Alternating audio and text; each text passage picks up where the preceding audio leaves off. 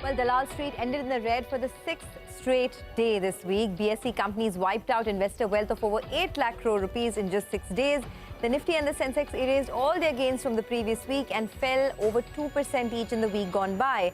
It was a pretty dismal week for the bulls. That's the only way to put it. On today's edition of the Editors Roundtable, we'll take stock of the sector that has lost the most this year, which is Indian banks, why retail participation has dropped so much, and we'll also take stock of whether the monsoon could hit tractor sales. All this and more in the next half an hour. I'm Sonia, and joining me are the editors, Anuj, Nigel and Nimesh. Folks, it's been a rather troublesome week for the bulls, right? I mean, one would have assumed that at some point there would be a convincing pullback, but that didn't really come through.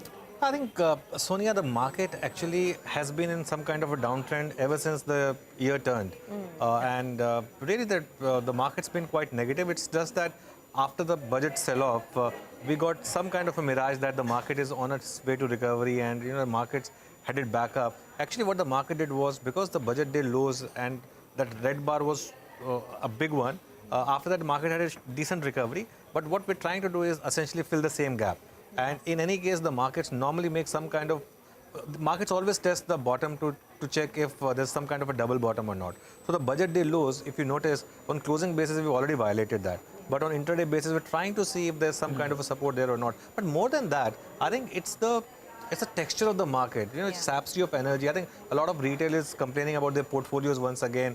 You don't get good feeling looking at the screen, because 1 or 2% fall can happen anytime. But it's just that the nature of this fall, I think this time, looks a bit troublesome to me. And also, there are no leaders of this market, I guess, right? I mean, the banks, which are the